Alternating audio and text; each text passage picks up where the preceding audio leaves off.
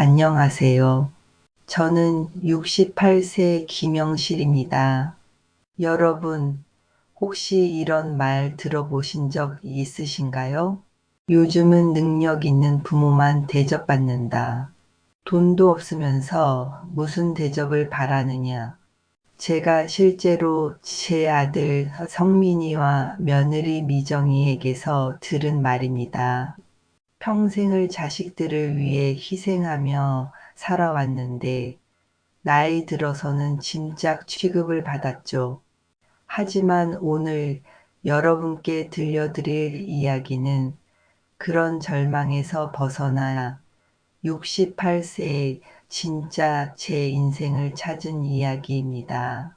정말 놀라운 반전이 기다리고 있으니까 끝까지 들어주시고요. 본격적인 이야기 시작 전에 구독과 좋아요 버튼 꾹 눌러주시면 저에게 큰 힘이 됩니다. 그럼 시작하겠습니다.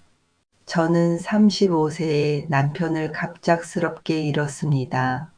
교통사고였어요. 그때 아들 성민이는 초등학교 3학년, 딸 하나는 5살이었죠. 갑자기 하늘이 무너지는 것 같았어요.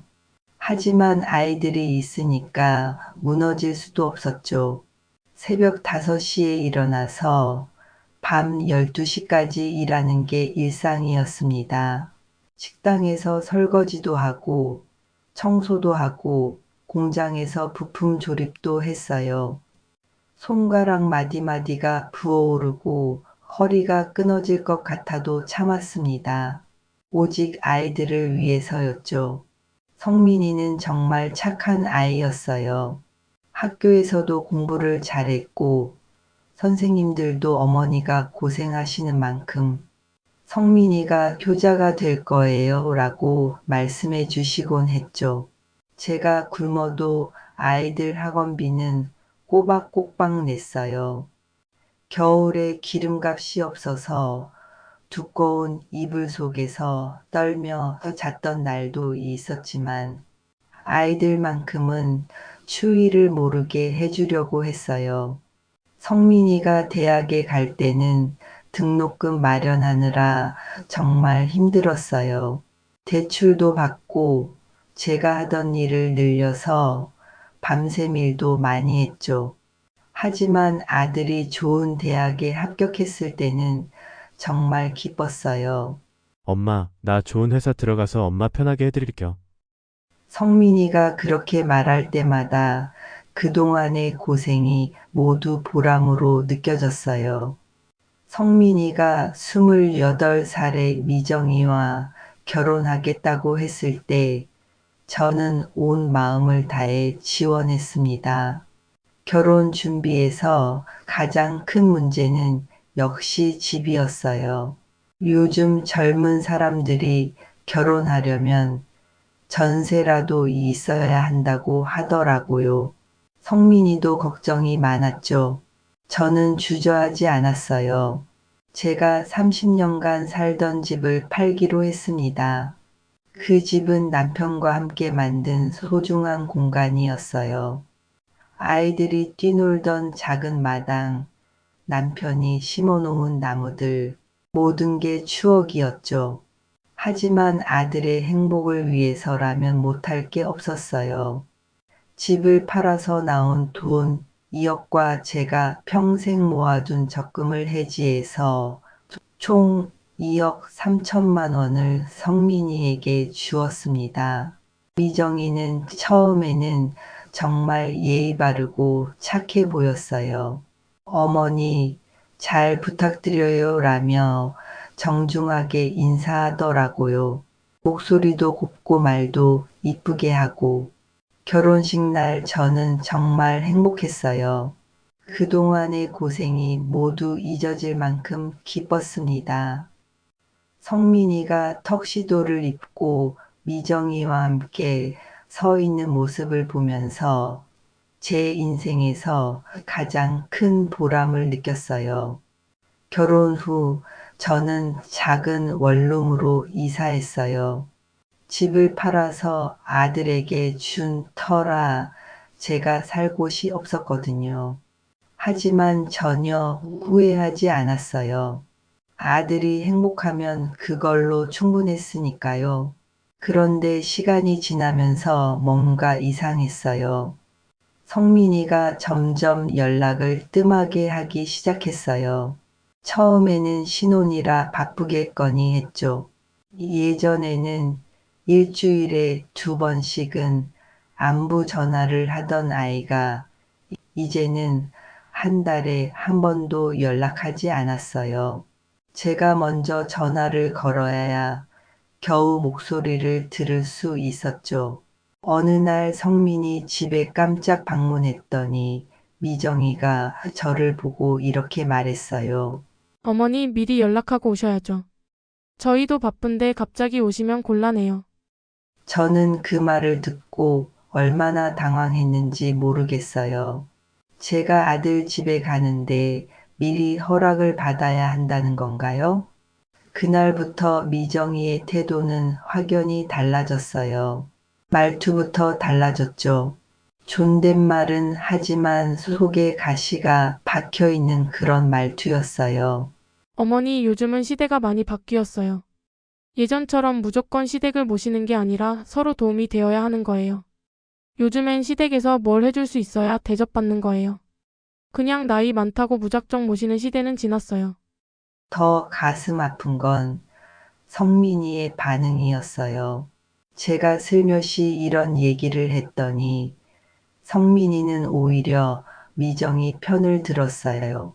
엄마, 미정이 말도 이해해 주세요. 요즘 세상이 어떤 세상인데 엄마도 시대에 맞춰 사셔야죠. 엄마, 솔직히 말하면 엄마가 저희한테 해주실 수 있는 게 뭐가 있어요? 돈도 없고 집도 없고. 오히려 저희가 엄마 챙겨야 할 일만 늘어나는 거 아니에요? 그 말을 듣는 순간 정말 세상이 무너지는 것 같았어요. 제가 아들에게 집까지 팔아서 준 건 벌써 잊혀진 일이 되어버렸나 봐요. 그렇게 절망적인 날들이 계속되던 어느 날 제가 오래된 서랍을 정리하고 있었어요. 남편의 물건들을 정리하다가 낡은 서류 봉투 하나를 발견했죠. 처음에는 별것 아니겠거니 했는데 열어보니 제가 상상도 못한 게 들어 있었어요. 남편이 손으로 직접 쓴 편지 한 장과 함께 통장 몇 개, 주식 증서가 들어 있었어요.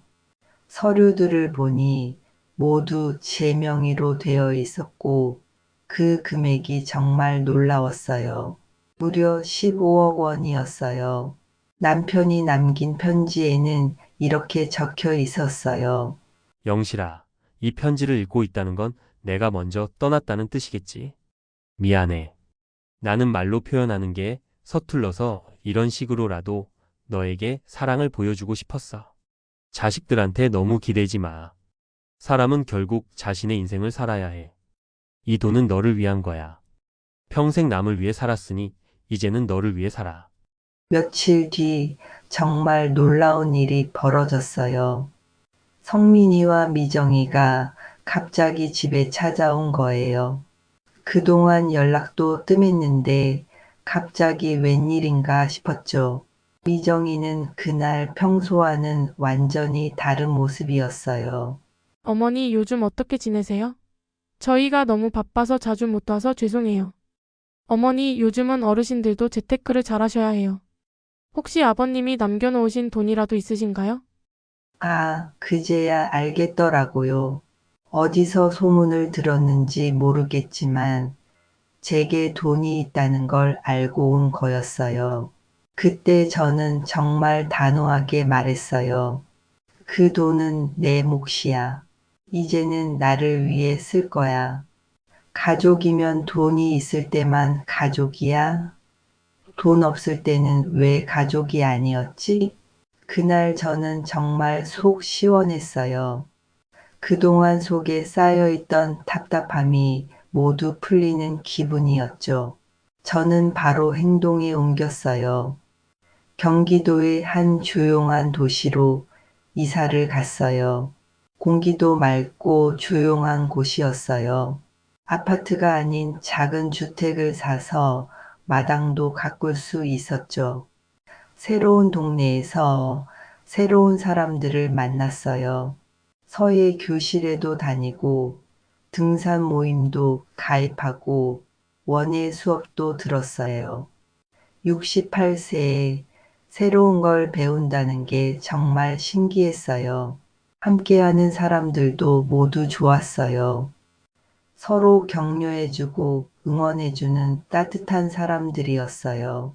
얼마 전에는 친구들과 함께 유럽 여행도 다녀왔어요. 68세에 처음 해보는 해외여행이었지만 정말 즐거웠어요. 그때 깨달았어요. 행복은 남이 주는 게 아니라 스스로 만드는 거라는 걸. 그동안 저는 아들이 행복해야 제가 행복할 수 있다고 생각했는데 그게 잘못된 생각이었어요. 제가 먼저 행복해야 다른 사람도 행복하게 해줄 수 있는 거였어요. 지금 제 삶은 더 이상 누군가의 엄마, 시어머니가 아니라 김영실 그 자체로 온전한 삶입니다. 68세에 찾은 진짜 자유지만 전혀 늦지 않았어요. 오히려 이제부터가 진짜 제 인생의 시작인 것 같아요. 여러분도 혹시 누군가를 위해서만 살고 계신다면 가끔은 자신을 위한 시간을 가져보세요. 나이는 숫자일 뿐이에요. 언제든 새로운 시작을 할 수 있거든요. 저의 이야기는 여기까지입니다. 오늘 제 이야기가 여러분에게 작은 용기라도 되었으면 좋겠어요. 마음에 와닿았다면 구독과 좋아요 꼭 눌러주세요. 그리고 댓글로 여러분의 생각도 나눠주세요. 여러분의 앞날에 항상 행복과 건강이 함께하기 바랍니다. 감사합니다.